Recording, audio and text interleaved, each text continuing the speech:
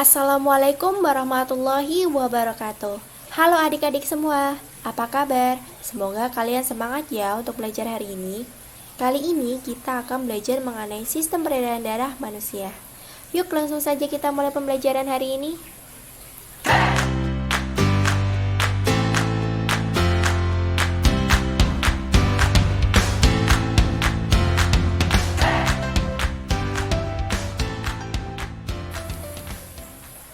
Oh iya, sebelum masuk ke materi, saya akan menyampaikan sedikit mengenai kurikulum pada pembelajaran kali ini, yaitu terdiri dari kompetensi inti atau KI, kompetensi dasar atau KD, indikator, dan tujuan pembelajaran.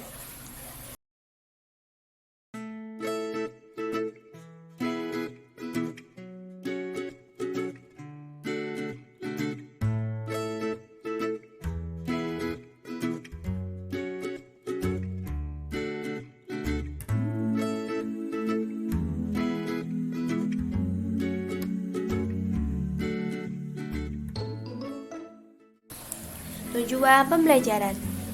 Setelah mengikuti proses pembelajaran, peserta didik diharapkan mampu menjelaskan masing-masing komponen sistem peredaran darah, menjelaskan tekanan darah manusia beserta contohnya dalam kehidupan sehari-hari, menjelaskan mekanisme peredaran darah manusia, menyebutkan beberapa faktor yang mempengaruhi frekuensi denyut jantung, dan yang terakhir menyebutkan gangguan atau kelainan pada sistem peredaran darah dan upaya untuk mencegah serta menanggulanginya.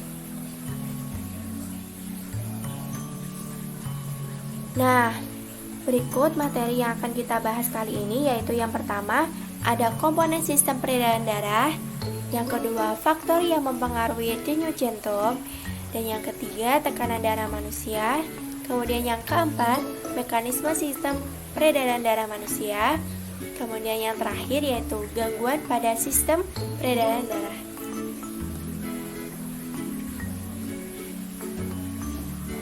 Apakah kalian pernah melihat gambar di samping sebelumnya? Pasti sudah tidak asing kan dengan gambar ini?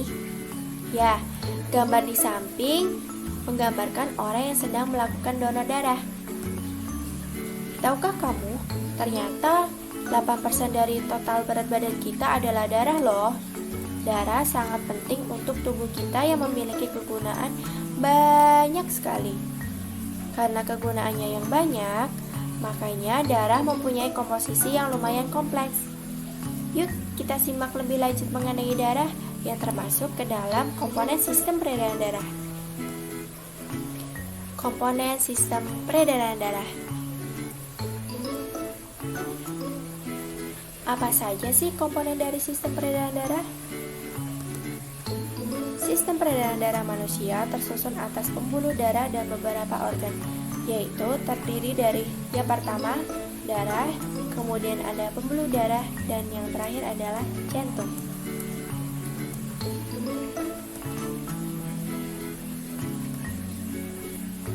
Yang kita bahas pertama kali adalah darah. Apa itu darah? Darah adalah komponen terpenting dari sistem peredaran darah manusia.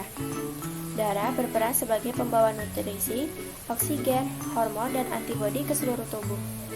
Tak hanya itu, darah juga mengangkut zat beracun dan sisa metabolisme seperti karbon dioksida untuk dikeluarkan dari tubuh.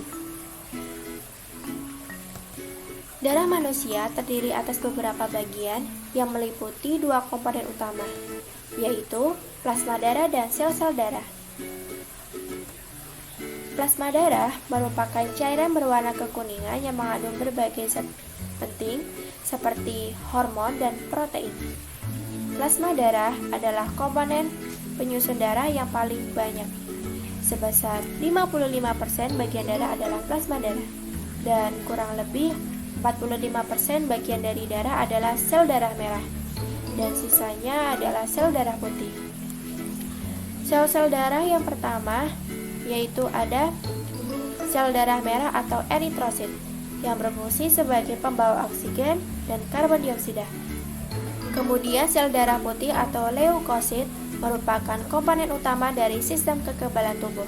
Sel darah ini bertugas untuk mendeteksi keberadaan benda asing yang berbahaya, seperti zat beracun dan kuman, lalu melawannya agar tubuh terlindungi dari berbagai penyakit. Kemudian ada keping darah atau trombosit, dibutuhkan oleh tubuh untuk menunjang proses pembekuan darah saat terjadi luka atau cedera. Nah, dan di sini merupakan letak dari pembuluh darah. Lalu, bagaimana bentuk dari pembuluh darah itu? Yuk kita bahas.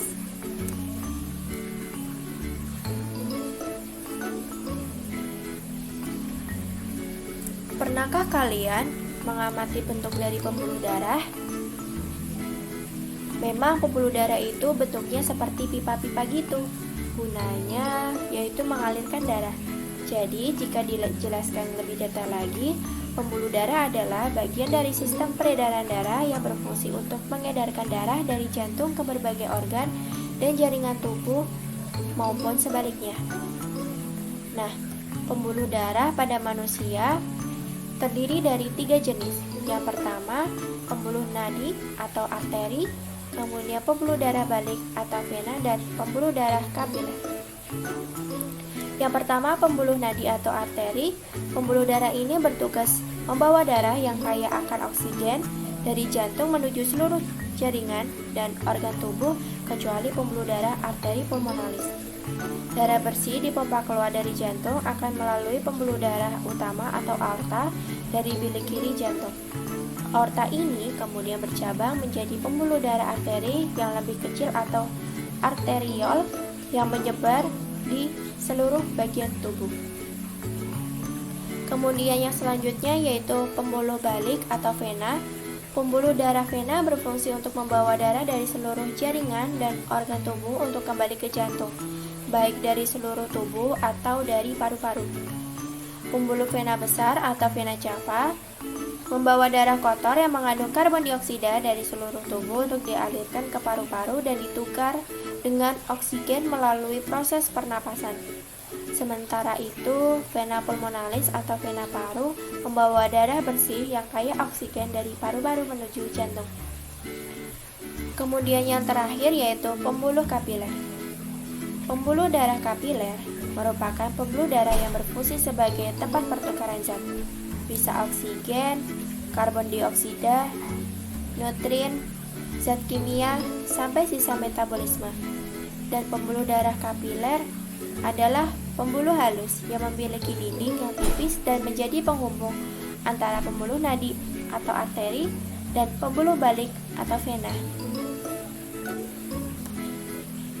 Selanjutnya yakni jantung.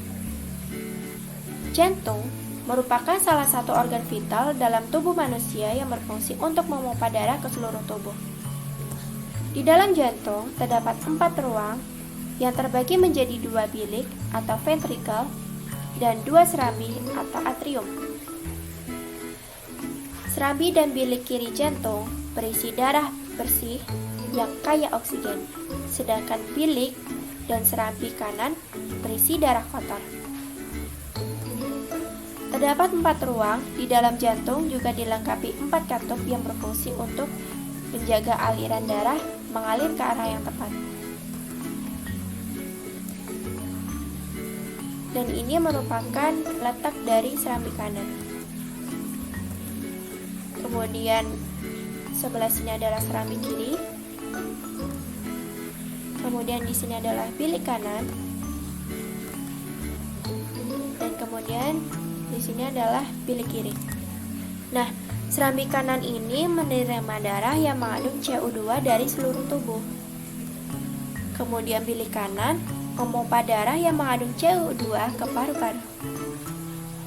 Kemudian serambi kiri menerima darah yang mengandung O2 atau oksigen dari paru-paru.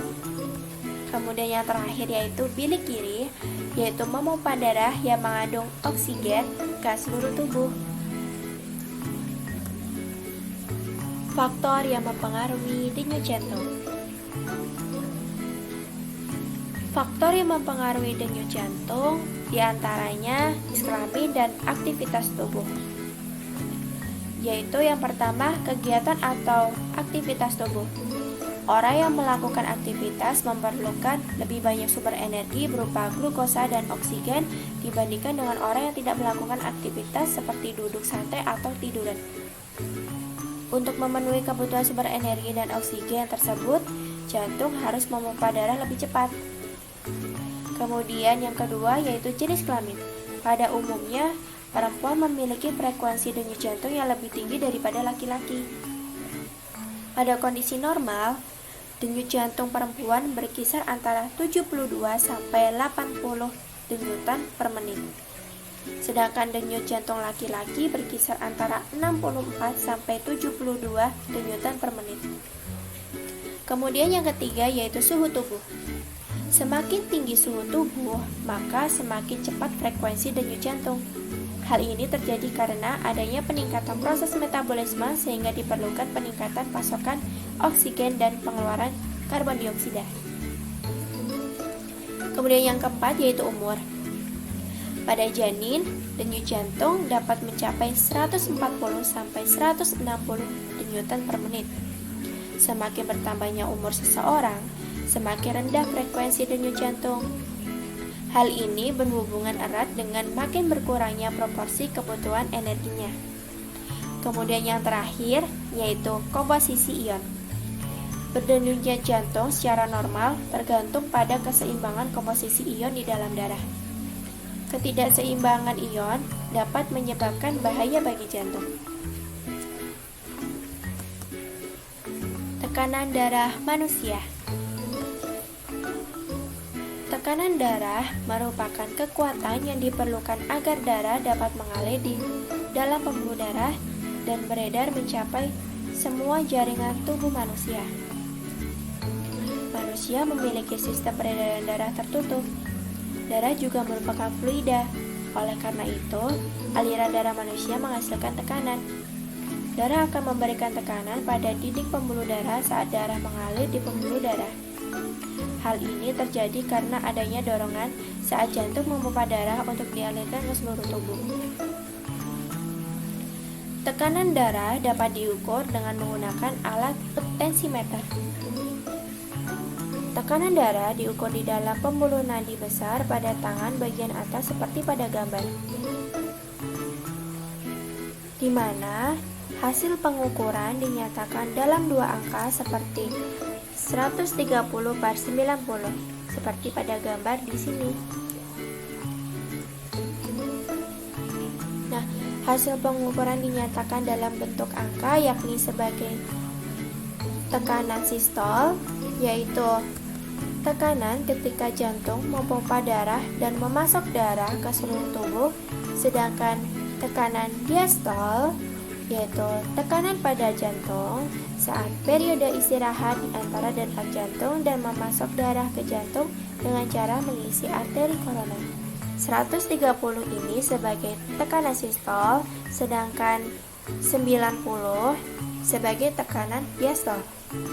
Nah, contoh dari implementasi pada tekanan darah dalam kehidupan sehari-hari yaitu seperti pada orang yang akan melakukan donor darah. Pemeriksaan tekanan ini merupakan salah satu contoh aplikasi tekanan dalam kehidupan sehari-hari. Tinggi rendahnya tekanan darah sangat berpengaruh dari usia, jenis kelamin, dan aktivitas seperti pada saat berolahraga, yaitu lari. Mekanisme sistem peredaran darah manusia. Bagaimana mekanisme sistem peredaran darah itu? Sistem peredaran darah manusia dibagi menjadi dua proses, yaitu peredaran darah besar dan peredaran darah kecil. Sistem peredaran darah kecil disebut juga peredaran darah pulmonal. Sistem peredaran darah kecil ini dimulai ketika darah di bilik kanan jantung yang rendah oksigen dipompa oleh arteri pulmonalis menuju paru-paru. Nah, disinilah karbon dioksida yang ada dalam darah dilepaskan ke saluran paru dan akan meninggalkan tubuh ketika kita bernapas. Sementara oksigen yang baru akan masuk ke aliran darah, lalu mengalir melalui vena paru-paru atau vena pulmonalis dan serambi kiri jantung menuju bilik kiri jantung. Kemudian, sistem peredaran darah besar disebut juga peredaran darah sistemik. Sistem peredaran darah ini dimulai ketika bilik kiri jantung memompa darah yang mengandung oksigen dan nutrisi melalui aorta, yaitu arteri atau pembuluh darah utama ke seluruh tubuh. Ketika darah telah rendah oksigen atau hanya tersisa karbon dioksida, maka darah pun terkumpul di pembuluh darah, lalu bergerak ke serambi kanan jantung dan masuk ke bilik kanan jantung. Adapun pembuluh darah yang bekerja yaitu vena cava superior, yaitu membawa darah dari kepala dan lengan ke jantung, serta vena cava inferior, yaitu membawa darah dari perut dan kaki ke jantung. Dan yang terakhir adalah gangguan pada sistem peredaran darah. Apa sajakah gangguannya dan bagaimana cara mengatasinya? Oke, yang pertama yaitu ada jantung koroner. Nah, cara mengatasinya yaitu dengan olahraga dan istirahat yang teratur, menjaga pola makan sehari-hari, menghindari stres dan minuman beralkohol, menjaga berat badan dalam kondisi ideal, menghentikan kebiasaan merokok. Kemudian, gangguan yang berikutnya yaitu stroke. Cara mengatasinya yaitu dengan mengonsumsi banyak buah dan sayur, mengurangi makanan yang digoreng dan manis, mengontrol gula darah, tekanan darah, dan kolesterol. Kemudian yang ketiga yaitu gangguan pada varises. Cara mengatasinya yaitu menghindari berat badan berlebih, menghindari berdiri terlalu lama, menghindari memakai sepatu dengan hak tinggi. Kemudian gangguan berikutnya yakni anemia. Cara mengatasinya yaitu dengan mengonsumsi makanan yang mengandung zat besi, vitamin B12, dan asam folat. Kemudian konsumsi tablet penambah darah. Hindari juga mengonsumsi minuman berkafein dan minuman bervitamin C. Dan gangguan yang terakhir pada hipertensi dan hipotensi. Cara mengatasinya yaitu pada hipertensi dengan mengonsumsi makanan rendah lemak dan kaya serat, batasi jumlah garam dalam makanan, dan selalu berolahraga rutin dan jaga berat badan dalam kondisi ideal. Kemudian untuk cara mengatasi pada hipotensi yaitu jangan berdiri atau duduk dalam jangka waktu yang lama, memperbanyak konsumsi cairan, dan memperbanyak konsumsi makanan atau minuman yang mengandung gula.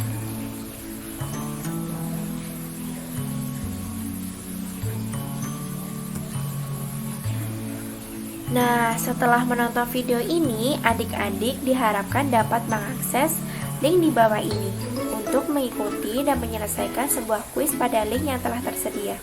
Oh iya, jangan lupa sebelum mengerjakan kuis, berdoa terlebih dahulu ya, agar mendapatkan hasil yang memuaskan. Selamat mengerjakan!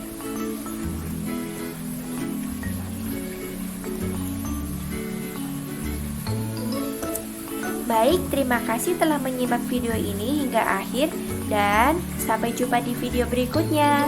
Wassalamualaikum warahmatullahi wabarakatuh.